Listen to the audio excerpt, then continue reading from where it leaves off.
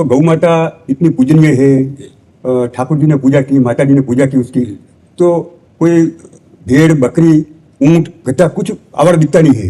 ये गौ माता जहां देखो वहां आवारा घूम रही है। इसका कारण क्या है? कलयुग में लोगों की स्वार्थ बुद्धि विशेष बढ़ गई है। अर्थ प्रधान बुद्धि हो गई, धर्म प्रधान बुद्धि नहीं हुई।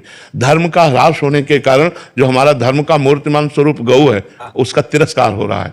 आप संत बड़े बड़े महापुरुषों ने बड़ी बड़ी गौशालाएं खोल करके आदरपूर्वक गौओं की सेवा कर रहे हैं। आज वासना, धन की वासना भोगों की बढ़ गई, धर्म की हट गई, इसलिए अब घरों में भैंस रखते हैं क्योंकि महंगा दूध जाता है।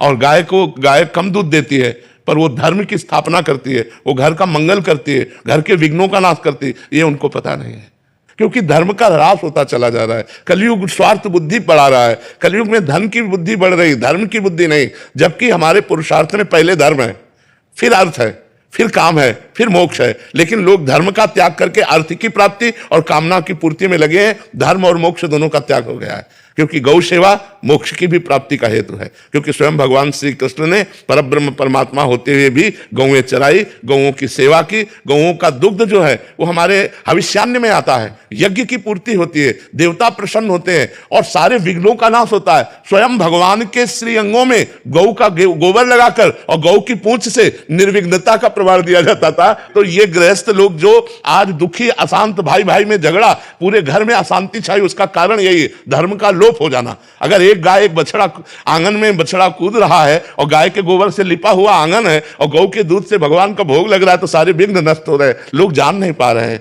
लोगों की स्वार्थ बुद्धि हो रही महाराज, इसलिए हमारी गौओं की दुर्दशा हो रही है।